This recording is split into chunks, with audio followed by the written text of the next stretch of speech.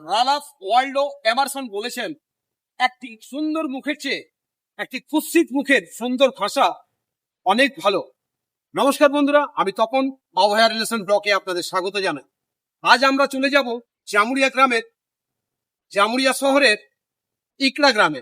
এই ইকড়া গ্রামে মা বাসন্তী দেবীর মূর্তি, পুজো এবং মন্দির, এবং সেখানে বিশাল ধুমধাম করে মেলা বসে। সেই মেলা চত্বর আপনাদের ঘোরাবো, মায়ের দর্শন করাবো।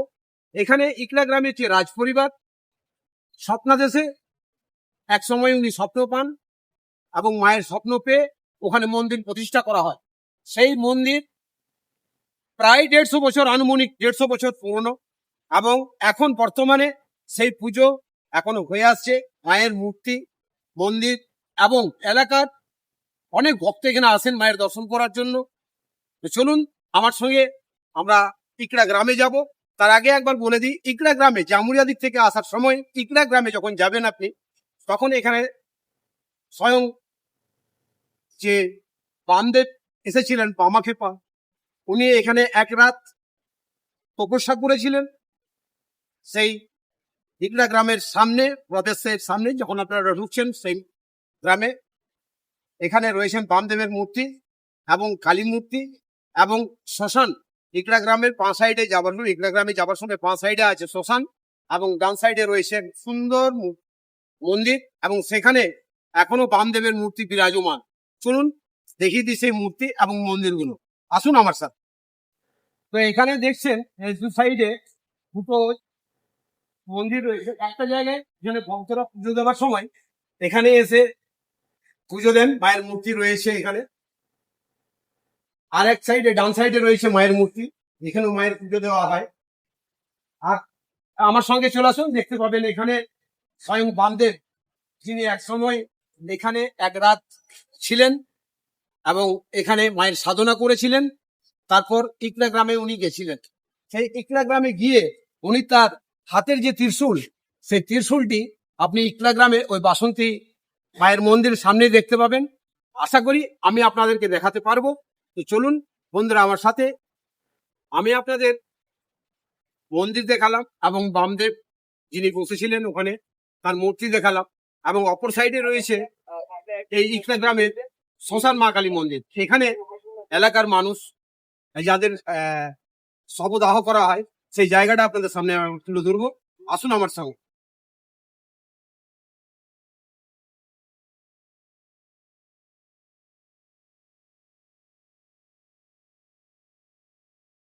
এই সেই শ্মশান, আর আগে রয়েছে শ্মশান কালী মা, সেটা আমি দেখাবো আপনাদেরকে। এখানে দেখতে পাচ্ছেন সেই শ্মশান চত্বরে মামাকে মূর্তি এখানে রয়েছে। এরপর এখানে একটা বট গাছ, খুব সুন্দর শীতল স্নিগ্ধ জায়গা, এবং এখানে আমাদের এই শ্মশানে শবদাহ করা হয় এই জায়গাটা। আর আগে রয়েছে আমাদের মা কালী এবং মন্দির। আসুন আমার সঙ্গে একটু দেখাই, খুব সুন্দর স্নিগ্ধ পরিবেশ। শ্মশান মানেই তো বন্ধুরা আপনারা সকলেই জানেন, শ্মশানে এসে একটু এলে মনের শান্তিটা পাওয়া যায়। তাই শ্মশানে মাঝে মাঝে বেড়াতে আসা এবং মায়ের দর্শন করা আমার মনে হয় খুব ভালো লাগবে। আসুন আমার সঙ্গে মায়ের দর্শন করাই।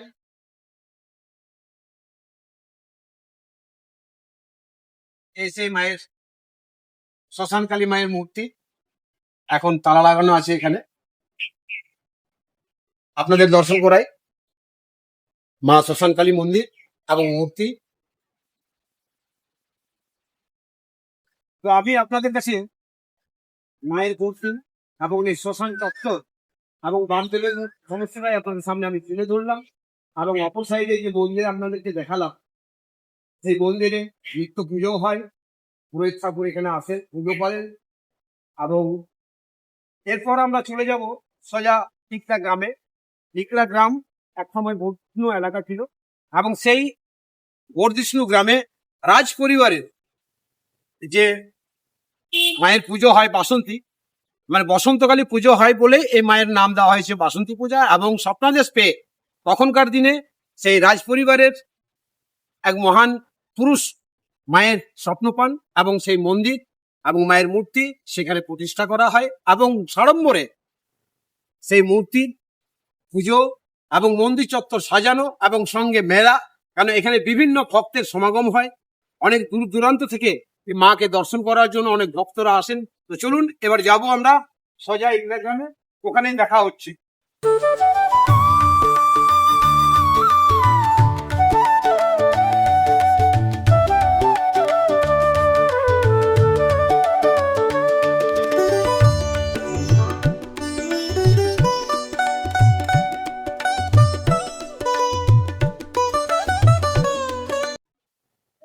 তো আমরা ফাইনালি এসে গেছি জামুরিয়ার সেই বর্ধিষ্ণু গ্রাম ইকড়া।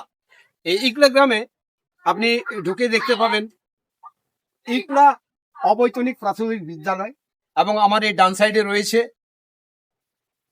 ইকড়া বাসন্তী বিজয় হাই স্কুল। এই স্কুলের ভেতরটা একটু আপনাদের দেখাবার আমি চেষ্টা করব, তারপর চলে যাব মায়ের মন্দিরে। এই মন্দিরে গিয়ে মায়ের মূর্তি, মন্দির এবং সমস্ত মেলা যা কিছুই হয় না কেন আপনাদের সামনে আমি তুলে ধরার চেষ্টা করব। এক সাইডে রয়েছে ইকড়া অবৈতনিক প্রাথমিক বিদ্যালয়, এবং এখানে আপনারা দেখতে পাচ্ছেন ইকড়া বাসন্তী বিজয় হাই স্কুল। একসময় এই স্কুল ক্যালকাটা ইউনিভার্সিটির আন্ডারে ছিল আর কি, আন্ডারটেকিং। এখন বর্তমানে এই স্কুল এই অবস্থায় আছে এবং স্কুল নিত্যদিন চলে। এখন আমি তো বিকেলবেলায় এসেছি, তাই স্কুলের সমস্ত কিছু আমি তুলে ধরতে পারলাম না। কোনো এক সময় নিশ্চয়ই আমি চেষ্টা করবো এই স্কুলের পরিবেশ, স্কুলের পঠন পাঠন, অনুশাসন, অনুশীলন এবং মাস্টারমশাই যারা আছেন ওনাদের সঙ্গে পরিচয় আমি করাবো। তারপর একদিন অবশ্যই আসবে এখানে।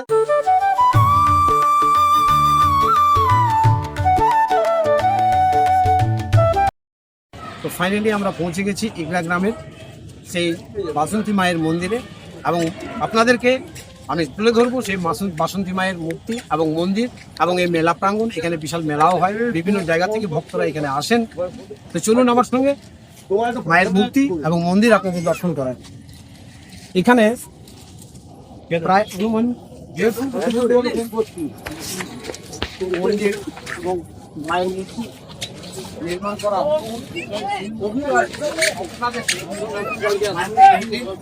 এবং এই মূর্তি প্রতিষ্ঠা করা হয় ইকড়া গ্রামে রাজ পরিবারের এক সদস্য স্বপ্ন পান, এবং তারপর এই মায়ের মূর্তি এবং মন্দির প্রতিষ্ঠা করা হয় এবং নিত্যদিন পুজো করা হয় এখানে। আর এখানে সেবায়িত আছেন। তো চলুন মায়ের মূর্তি আপনাদের দর্শন করাই।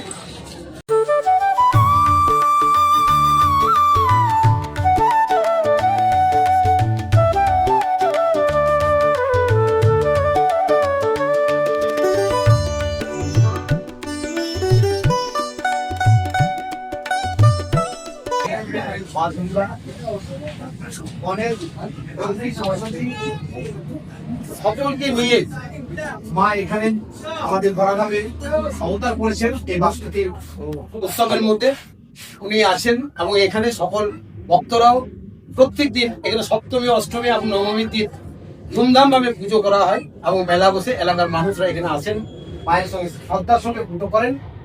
চলুন এরপর আপনাদেরকে আমি মেলা প্রাঙ্গণ এবং এই রাজ পরিবারের যে সকল সদস্যরা আছে তাদের সঙ্গে আমি কিছু কথা বলাবো।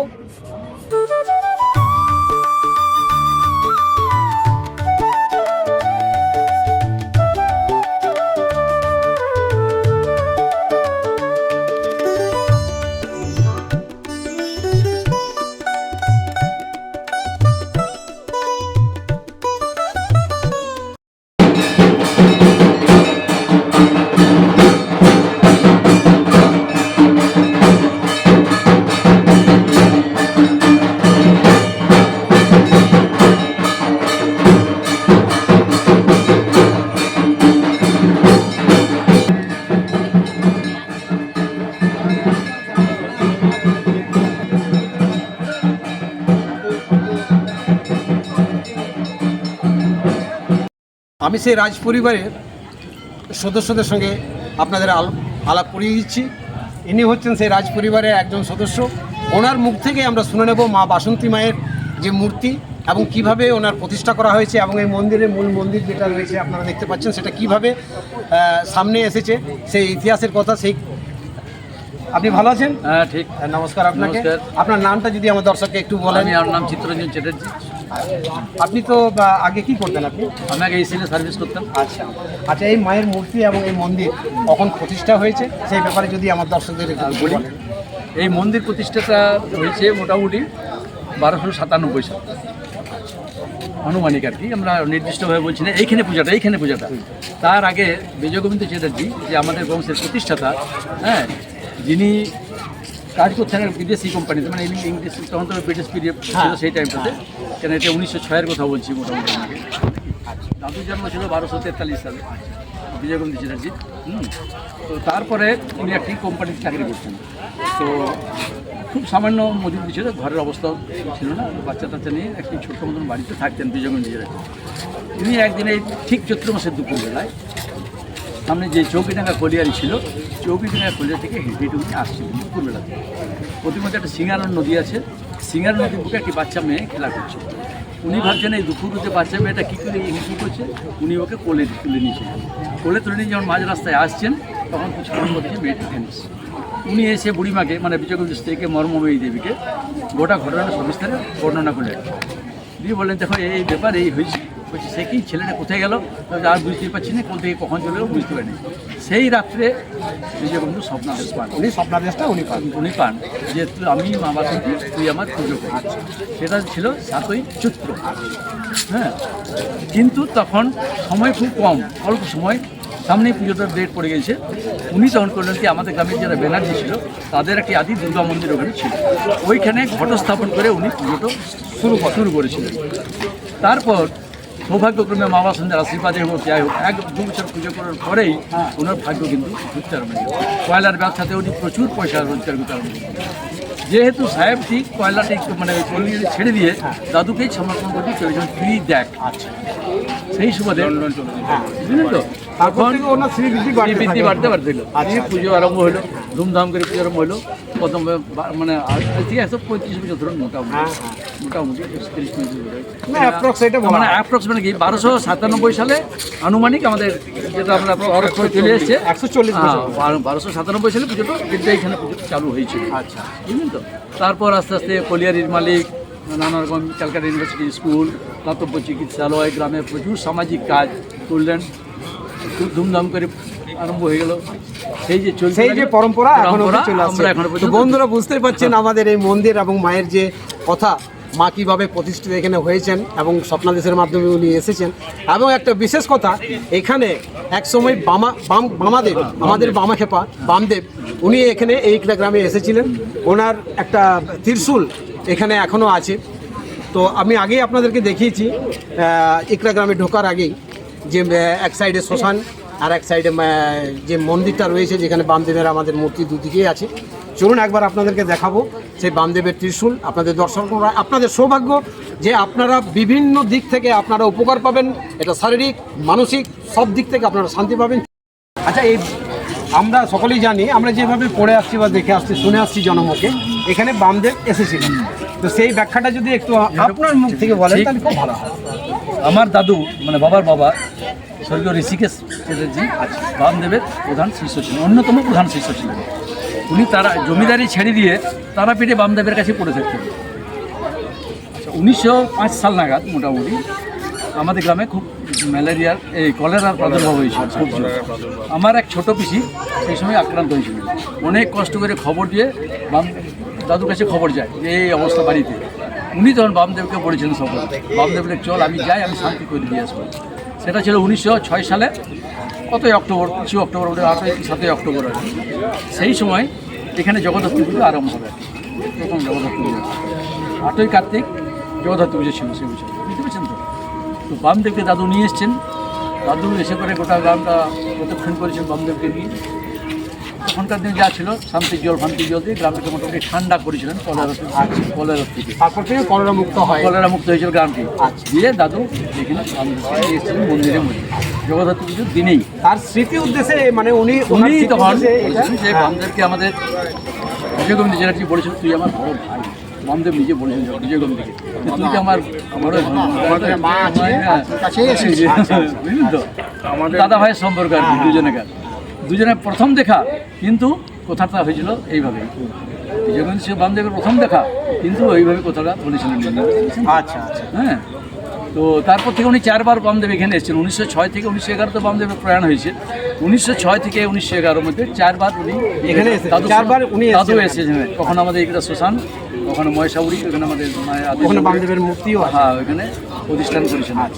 তারপর বামদেব তো প্রয়াণ হয়ে গেল, দাদুও তো ওইখানে রয়ে গিয়েছিলেন। আচ্ছা, আমাদের আরেকটা আমার মানে জানার খুব আগ্রহ আছে। আমি যেটা জেনেছি, লোকমুখে জেনেছি আমি, এখানে আমাদের প্রাণের কবি, হৃদয়ের কবি, আমাদের সকলের কবি, আমাদের জামুরিয়া চুরুলিয়া গ্রামের কাজী নজরুল ইসলাম, উনিও এখানে এসেছিলেন। ওইখানে আসার আপনাদের এখানে একটা তাল পুকুর আছে, সব বর্ণনা বলে দিচ্ছি আপনার।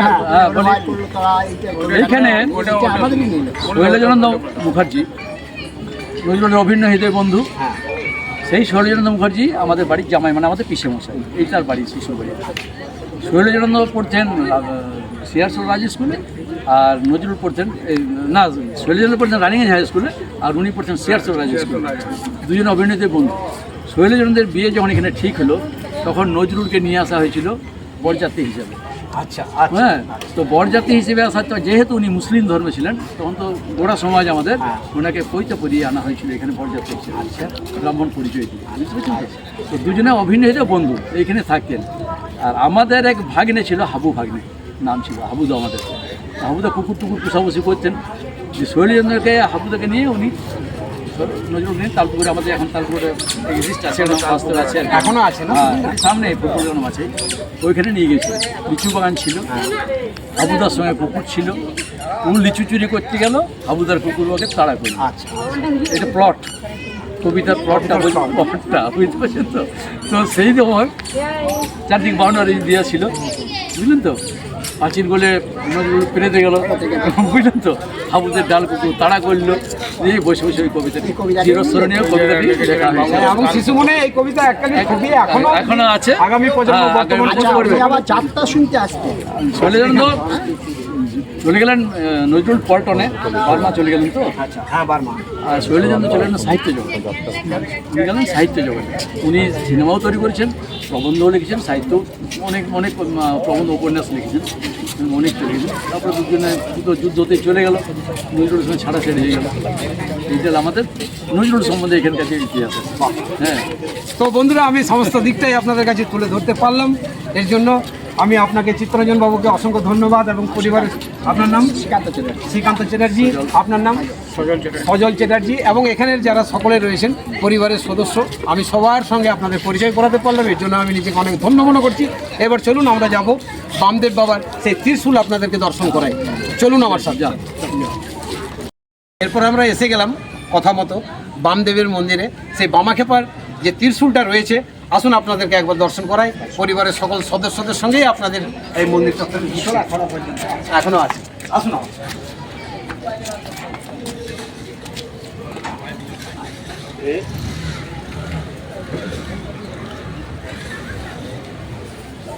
বন্ধুরা, এই যে খুব সুন্দর একটা মন্দিরের নিচে আমাদের বামদেব বাবার এই যে ত্রিশূল আপনারা দেখতে পাচ্ছেন, এই ত্রিশূল রয়েছে সামনে। এই ত্রিশূল আপনারা সকলে দর্শন করুন, এতে আপনারা সব দিক থেকে মুক্তি পাবেন, মনে শান্তি আসবে, কেন ঠাকুরের চরণেই আমাদের সব কিছু। নিজে হস্তে ত্রিশূলটি করে দিয়েছি, উনি নিজের হাতে এটা। যার জন্য আমরা এইটাকে আর উঠাতে পারছি না। আমরা কিছু করবো, ভেবেছিলাম উপায় নেই। কিন্তু আমরা কোন কম দিয়েছি এখানে সুন্দর। তো এখানে এই ছিল আর একটা ভালো জিনিস ছিল, আমরা বামা মিশনকে দান করে ফেলেছি। সত্যি কোথায় আচ্ছা। বামদেব নিজে হাতে যে ত্রিশূলটি রাখছেন, আর রুদ্রাক্ষীর মালাটি আচ্ছা, আচ্ছা। বাবার কাছে রাখা ছিল, আমার বাবার কাছে, মানে শ্রী বড় ছেলে কাছে, বুঝলেন তো? বামা মিশন যখন প্রতিষ্ঠা হয় তারা পিঠে আমার বলে যে তোমাদের কাছে রেখে কি করবে, আমরা তোমার দাদুর নামে, তো দাদুর একটা বিশাল পোর্ট্রেট আছে ওখানে। হ্যাঁ, তো উনি বললেন এটা দাদা, আমার নিষেধ করেছিল, কিন্তু আমি বললাম যে দাদুর জিনিস যদি বামা মিশনে যায়, বামদেবের কাছে যায়, তো ওইখানেই থাক। বড় একটা বিশাল রুদ্রাক্ষের মালা ছিল, আচ্ছা আচ্ছা, বিশাল রুদ্রাক্ষের মালা। হ্যাঁ। আর এক বামদেব যে ত্রিশূলটি নিয়ে বসতেন, সেই ত্রিশূলটি বাবাকে ছেড়ে দিয়েছি। আচ্ছা, আজকালই ছিল। কিন্তু লস করেছি, এখন বুঝতে পারছি যেটা এত ভালো নষ্ট করে ফেলেছে। নষ্ট মানে হয়ে যায় কালক্রমে, যেটা আস্তে আস্তে আস্তে আস্তে বামা মিশনকে দিলাম। হ্যাঁ। ওরা বলে যে তোমার দাদুর তো এখানে সবাই, দাদুর তো এখানে সমাধি মন্দির প্রতিষ্ঠা করেছিলেন বামদেব। হ্যাঁ, হ্যাঁ। তখন প্রচুর টাকা খরচা করে করেছিলেন, জমি কিনে দিয়েছিলেন এর জন্য। বামদেব মানে মহাকালীর পুজোর জন্য আর কি ভোগ গেলে অন্য ভোগ যাতে হয় আর কি।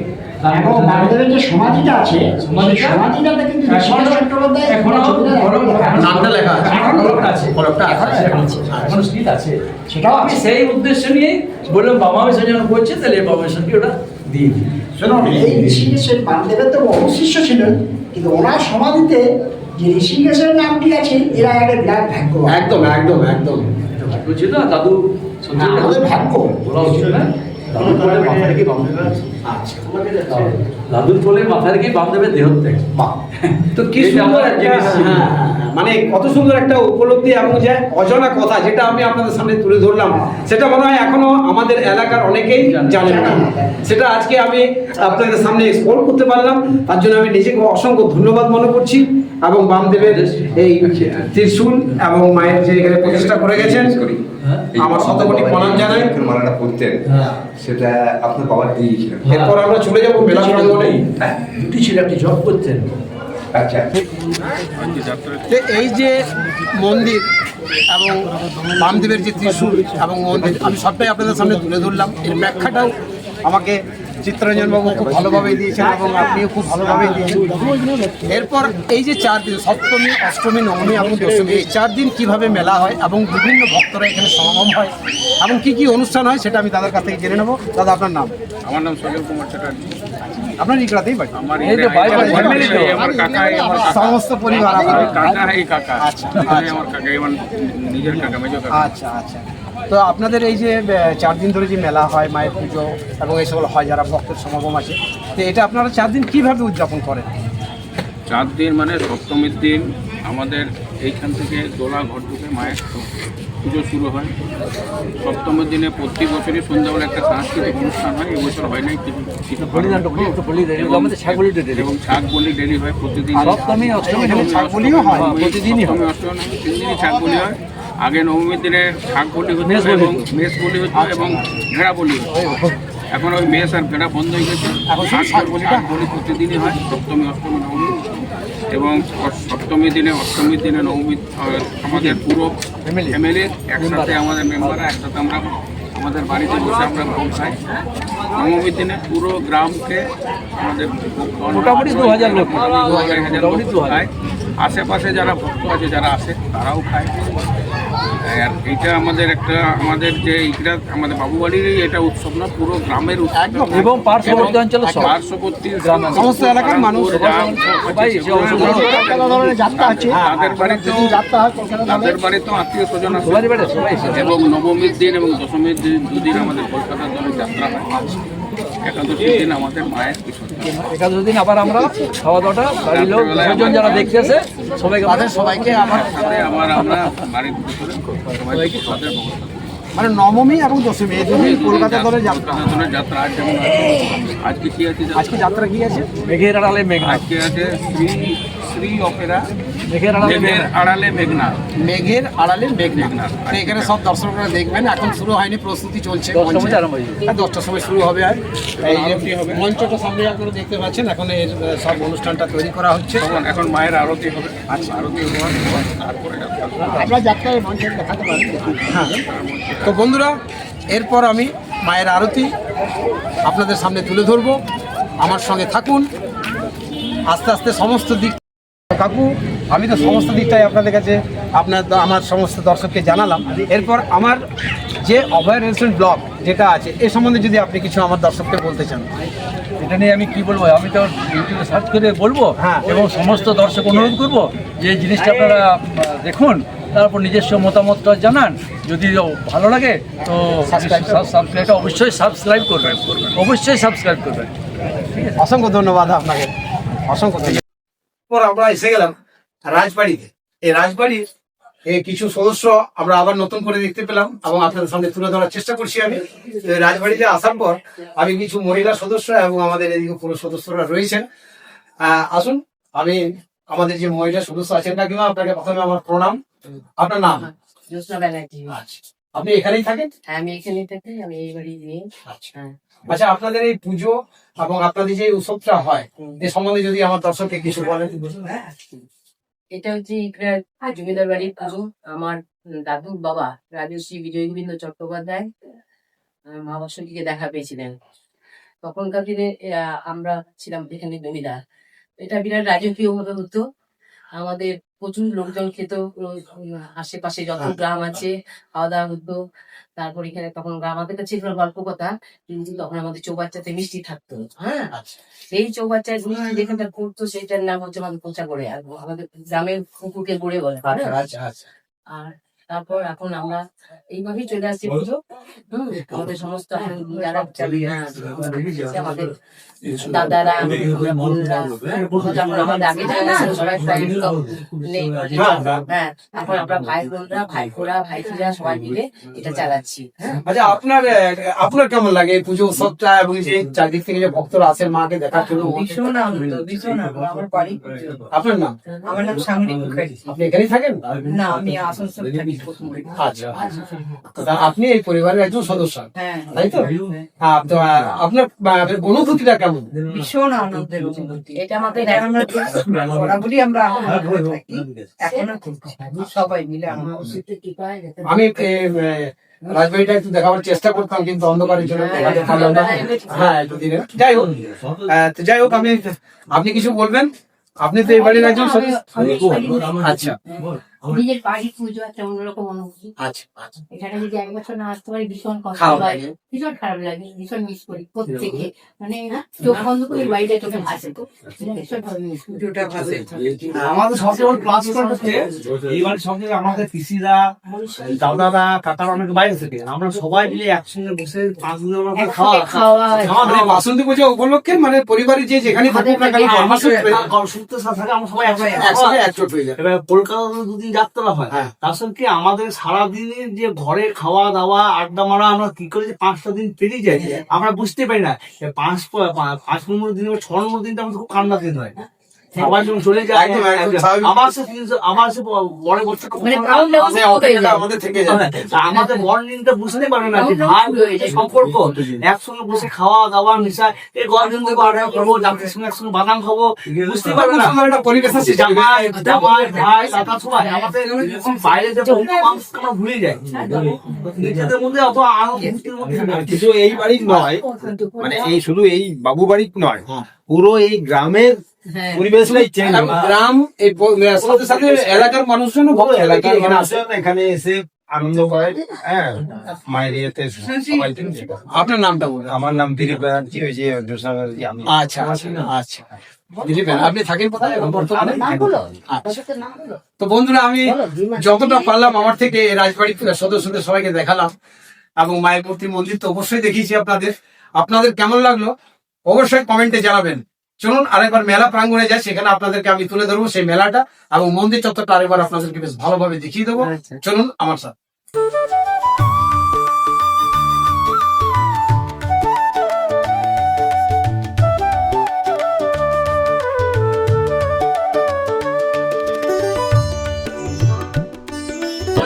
বন্ধুরা, আমি এই মেলার মধ্যে এসে গেছি এখন, আর আমার পরিচিত আছে আমার বোন।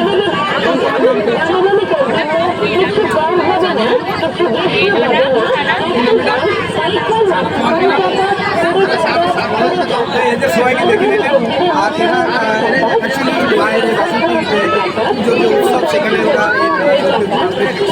আমার দেখে ভালো লাগলো। আপনার কেমন লাগলো অবশ্যই কমেন্ট করে জানাবেন। নমস্কার, ভালো বলে।